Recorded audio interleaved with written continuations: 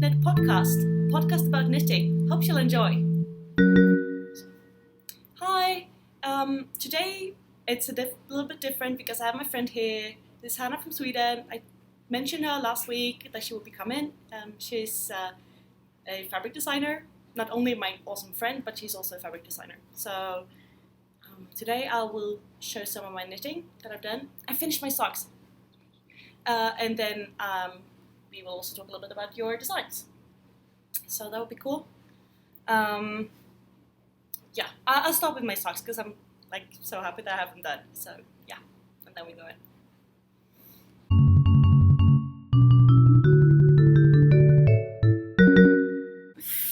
Okay, so I finished my socks. They were almost finished last week. I now noticed that I have not woven in my ends, but they are too small. I tried to make a pair of tight socks because my socks are generally quite loose, and I thought tight socks are good in shoes.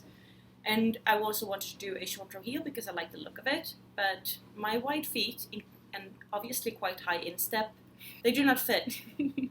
So, I guess if you know someone who has Euro size 14 shoes, but really narrow feet. Really narrow feet. Yeah, really narrow feet. I tried them on and then it didn't fit me either. I'm very disappointed. Yeah. I was I'm coming here and maybe get free socks, but But no. you have also way shorter feet than I have. Yeah. They must have been too long. Anyway, so Too broke. but I like the pattern. It's a free pattern. You can find it on Ravelry. It's called Summer Slice. It's really nice.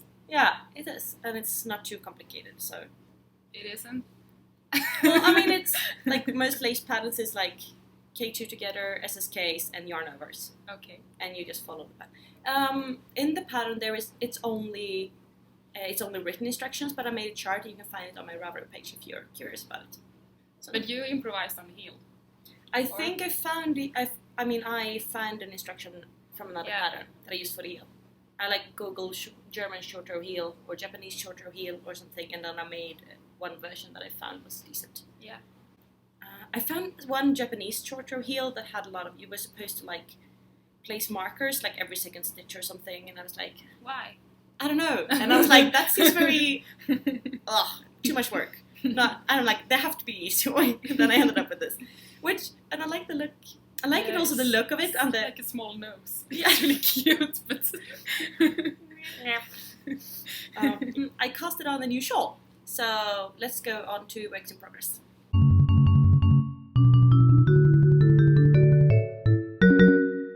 So I've casted on a new Jew shawl.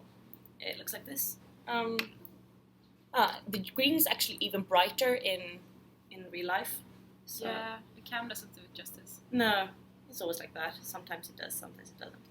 And I've made a Jew shawl before, and I really liked the pattern, but I wanted something brighter because my last one was light grey.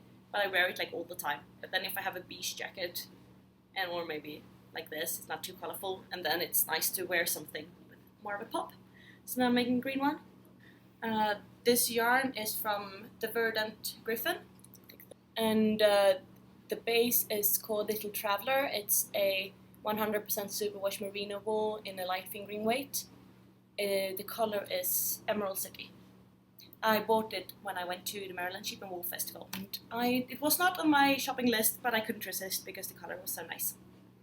It's slightly variegated. Yeah. It lives a little bit of life. It almost looks like a grass lawn. Yeah, a lawn. Like a really nice lawn. Like a really, Someone really who takes care of it a lot. Yeah, like a really, really fancy lawn. Yeah. Yeah. I can almost feel the smell of a recently moved lawn when I look at it. So, yeah. Yeah. How do you put these rings onto it? It's stitch markers. So because okay. it's a 5-angled shawl. Okay. Instead of having increases, so I do increases every mark.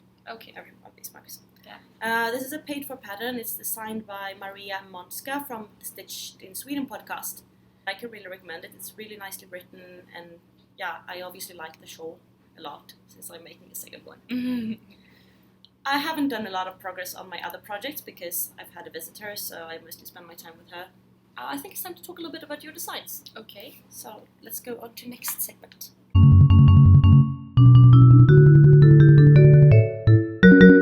So how did you come with start starting designing? Well, as a kid, I spent most of my time indoors drawing. I guess in Sweden, at least during the winter half of the year, you don't want to go outside because it's cold and dark. Yeah, so it's quite normal, even for a kid. Yeah. And people kept telling me I should be an artist, and you were really good. I mean, we knew each other when we were kids too, so and we used to draw together. But I mean, you were always like the best. Yeah, so. But I didn't think so. I was always trying to. Yeah, you always criticize. Be like Ylva and draw the things that she drew, and you were always criticizing your own work. Yeah, of course. But I guess that's how you improve. I mean, if you're satisfied with what you do, you will never get better. That's true. That's very true. Of course. On the other hand, it's sad to never be satisfied. That's true too. Maybe you can find kind of a balance there. I'm happy but not satisfied. I always thought to be an artist seemed to me too vague. I wanted some kind of structure for my work. Like a purpose? Or? Not like a purpose, more like some rules. Mm-hmm. I started studying design, but unfortunately, or maybe it's a good thing, I ended up in a program that's a very artistic design program. So now I'm kind of a designer, but I move like in between arts and design and crafts, and sometimes I don't know what I'm doing. What do you say? My major in design is print design, and mostly towards interior. Right now it's a lot of fabrics, but that's mainly because I like screen printing and to print myself.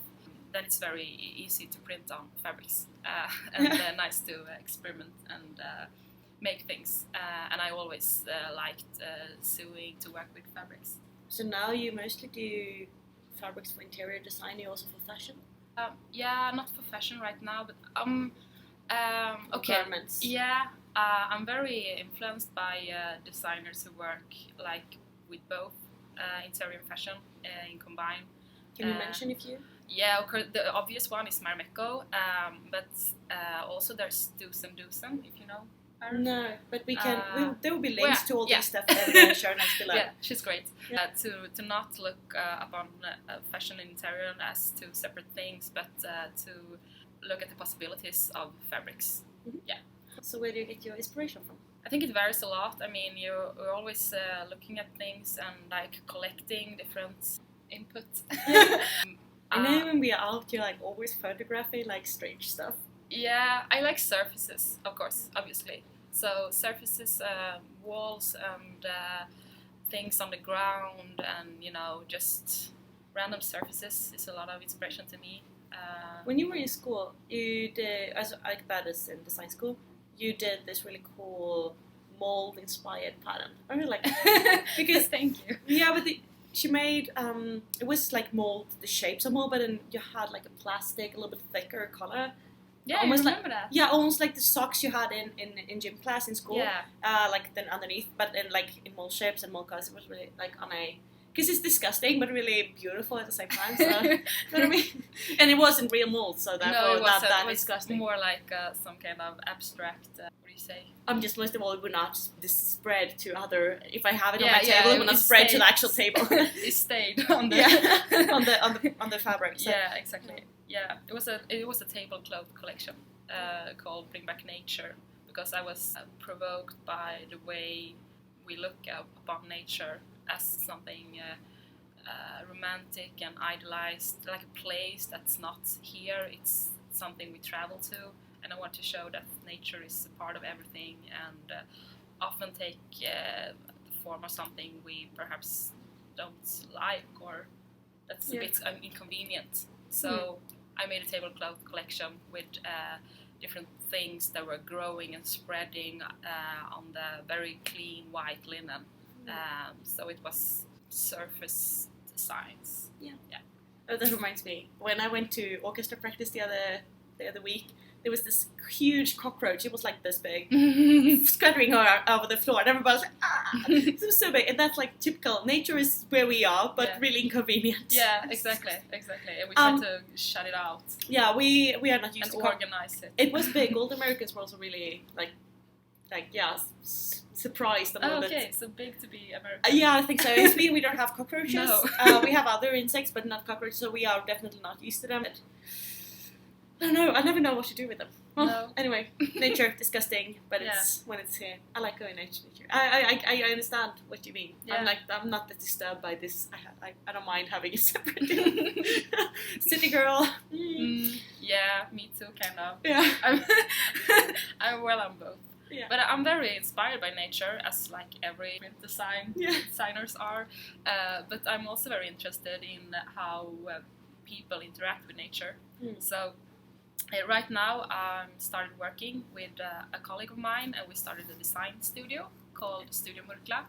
And our first project was to make a collection of print designs. I mentioned so good because I was just about to ask you what you do Yeah. now, and I just want to say Murkla. It's a kind of mushroom. Yeah. Yeah, I didn't. But also nice. You can Swedish see word. if it's a beautiful word, but I mean you can see here on the screen. Hopefully, if I look up a translation to English, what Murkla is in English. Yeah, good. Anywho, Studio Murkla's first project was to make a collection of print designs for fabric, which we exhibited at the Stockholm Furniture Fair this year in February. And then we were very inspired by nature as well, but we had been out on a, what do you call? Field trip? Yeah, field trip. Yeah, to gather inspiration, Yeah. taking our cameras with us and trying to find something nice. And then when we came home, we were so fascinated by how much disappointment there was in this field trip. It was very windy and cold, and it was like early spring and not very, not a good day to be out. We were out in the in the archipelago? Yeah, exactly, of Gothenburg. In early spring, at least in Sweden, it could be either you can get a beautiful day and a little bit warmer than you hope for, and it's really nice, or you can get a horrible, rainy, windy day where you can really feel winter is not gone yet. Yeah, exactly. And this was the latter. Yeah, kind of in between winter and spring. So we started talking about this experience, and we realized that this is exactly what it's like to be in nature. There is a lot of inconvenience and disappointments, and also that's why it's an adventure. So we wanted to do a collection where we told people the story about this adventure. We made like this story about Mörkemyren. Again, translation coming up here when we looked it up. Yeah, and started to gather things that could be like keys to this story, like ticks. We show some. We probably merge in some pictures here. Exactly, of Mörkemyren. Yeah. So we had these ticks and the thorns and the pools of water which you step into and you get your feet soaked and stuff like that. That was our inspiration for this collection. So it's in one way it's a very playful and nice collection, but it also has these details that's a bit uncomfortable. Uncomfortable or just annoying. Yeah, like ticks and stepping into cold water or something. Puddles of water. Well, the whole collection is a play with that. What you find nice and what you find annoying. Yeah. It's cool. It's really beautiful. I really like it. So. Thank you. I just wish I have better words to describe it. We made this awesome text which we put up in our stand. At the Is it on your website? Yeah, parts of it maybe. Okay, it's not amazing, but just a better description. I mean, when I first moved to the US, because I imagine you can explain a little bit better in Swedish. Yeah. And then, because you haven't practiced to do it in English, and when I first moved here, I was like, I'm doing mistakes all the time, and felt like I was doing so many more mistakes when I spoke English than I did back home. Then I realized maybe it's because I actually use English several hours every day. Yeah. Compared to back in Sweden, when I might used it like once a week, or exactly. very occasionally. So if you use it more, you will make more mistakes. But that doesn't mean, but that would also mean it's bad because it feels horrible, but you practice and you will get better. Yeah. I think it's interesting that we have this connection in knitting and me with the print design because they are both patterns. Right. Yeah. And what is it about patterns that we like? Yeah. So with knitting, I feel like there is two different things. With patterns, it can either be like a lace pattern or like the seventh thing that you use, or it can also be like the script. Yeah. The instructions that you get. There should be two different words for that in knitting, which I think someone has expressed a thought about before, but you don't knit? No, I don't. Well, I can manage something simple, but I don't fancy knitting. Very fascinating. I tried a knitting machine at school. I like that. You can also do like if you use a knitting machine, you can knit like a blanket, and then you can color it, and you can knit a sock out of it, and then you can get a gradient sock. So it's really cool. Cool. Like sock blankets. I never use them, but I've seen them. And yeah, but I'm fascinated about the repetition because there is something in repetition, something about when you produce it. Yeah, it's like meditation. Yeah, exactly.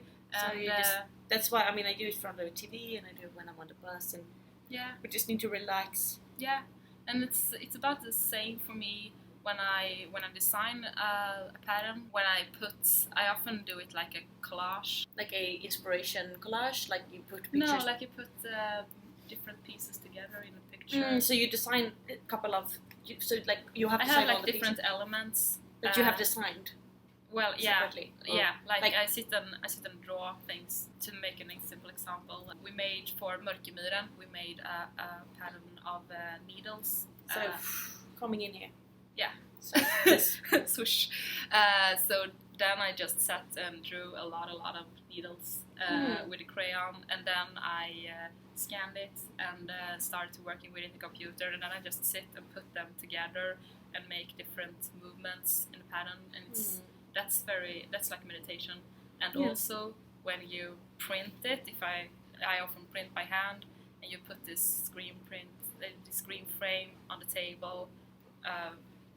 You have to do it multiple times. Yeah, exactly. It feels like forever. Yeah, it's something about it. Yeah, doing something about it. Sometimes it's boring, and sometimes it's just nice. Exactly.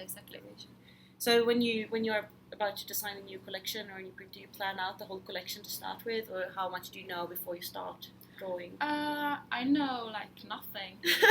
No, but it's true. I mean, I often have like this. It's kind of like a feeling. Förnimmelse. Yeah, exactly. But gosh. Yeah. Whole nuances. I hate speaking my second language in one way, because I always feel like I'm missing out words that I would like complex ways of expressing myself that I can't use. But at the same time, I know it's fun because I can reach out to so many more people. Yeah. English. Yeah, it's true. Okay, but people often say like you have a picture in your mind. I don't have a picture. It's more like a feeling, or like I know I'm going this direction, and that's where I start, and then nothing happens to me if I don't start to make things. So to me, to see my thoughts, I need to draw them, and when I start drawing them, things come up that I haven't planned, and that's what happens to me. So I can plan going in a direction, I can plan where I start working, but I can't plan the result. So it's So you decide you want to be inspired by the archipelago, you want to be inspired by the forest, you want to be inspired by nature in our our homes, then that's my starting point. Yeah, right. And I see what happens. For instance, right now, okay, this is kind of it's not official, but since I don't. Okay. So what's for your upcoming projects? Yeah, but right now, me and Charlotte, my partner in Studio Murkla, are working with a semi-secret project. Our inspiration starting point was food war. I don't know if that's. Is that like when we throw food fight? Yeah. When you said like in when you were in school and like the food area, someone started to throw food at someone else. Yeah. I've never experienced it. I've never actually experienced it yourself either. We like the word in Swedish matkrig, and we like wow, matkrig. I also have quite strong feeling for this word. Yeah. No, I got feelings from this word. So English speakers, do you say food fight or food war or food? Is there such a thing? Yeah. If you're in like a semi-public, like a school dining hall, and someone starts to throw food at each other, and that's like, is there a word? What would you say? What would we call it? So please comment below, and we'll learn something. Yeah. At least you were inspired by food fights. Yeah, let's call it food fight. Anyways, that was our starting point. Yeah. So that's just how we started coming up with ideas, and right now we're working on something more of a food machine. It's not going to be an actual food fight, but that was the starting point, and that's how it often works for me. So I can imagine the release party. Yeah, exactly. The machine just gonna throw out different things. I like that. Being an automation engineer, I kind of like this whole machine doing stuff for you. Yeah. just an example of I- how the creative process works. Yeah, it's really cool. So if people wanna follow you in your work, if you go on Yeah, please do. Instagram is the best place. Instagram is really good. You can either follow, or you can follow both Studio Murkla and me, myself, Yeah. Anna Benedicta. Yeah. So check out links below again. Yeah. Cool. Cool. Yeah, it was great to have you here. Thank you. Yeah. It was nice joining you Yes. for a session. Yeah, it's always fun to do something new. I mean, that was why I started to do podcasting to begin with. Mhm. I haven't really done anything. I mean, we've been hanging out at tons of museums and seeing the monuments and walking our feet off, eating tons of brunches, and yeah, that's like how we spend our time. Yeah. Knitting time is kind of limited, but sometimes it's totally worth it to not have time to knit. Next week, it will be back to the normal routine. It will be only me, because Very sad. she'll be going back home to Sweden. So I think we should finish this off and go see a little bit more of DC. Well, thank you very much for joining us and for watching. I hope you enjoyed it. Happy knitting. Take care. Bye. Bye.